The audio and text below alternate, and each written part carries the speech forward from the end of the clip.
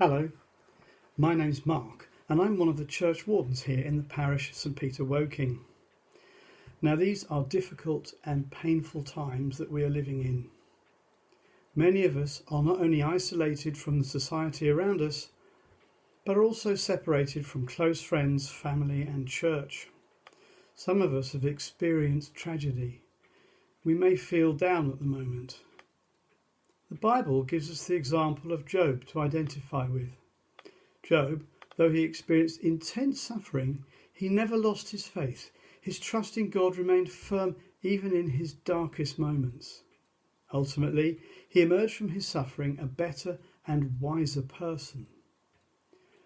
Now, God did not send coronavirus upon us. It is not in his nature to do that. It is right for us to be sad and to grieve because we are suffering, but we must also remember that God is at work and that this is a time of opportunity. Matthew chapter 5 verse 14 says, "The church is the light of the world." That is you and me. We are the light of the world.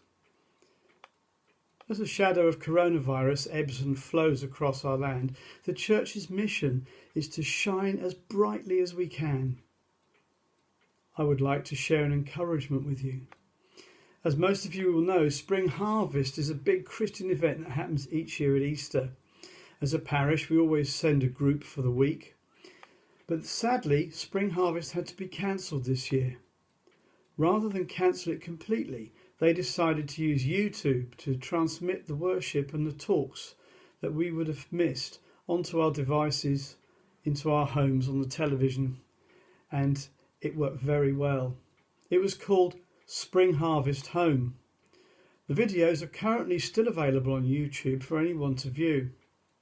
Now, my wife Moira and I are partners with Spring Harvest, and we were very sad that this wonderful event was quite rightly cancelled.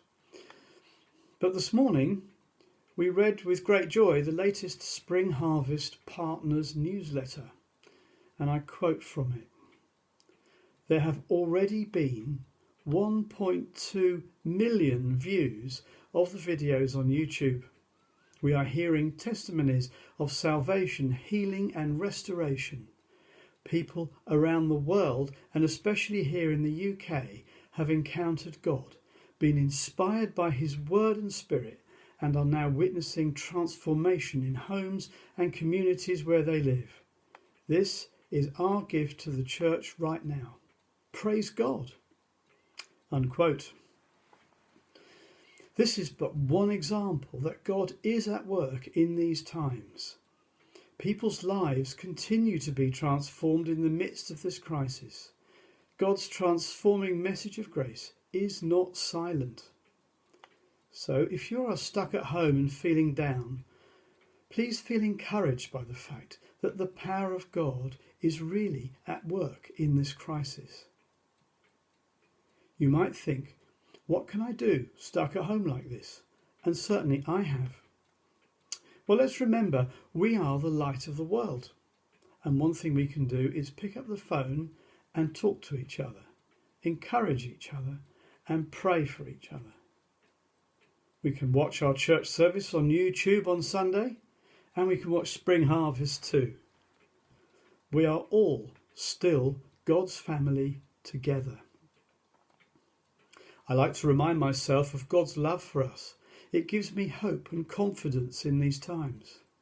A great Bible verse for this is 1 John 4 verse 16. It goes like this. And so we know and rely on the love God has for us. God is love. Whoever lives in love lives in God and God in them. So may God bless you and encourage you, and I look forward to seeing you in church soon.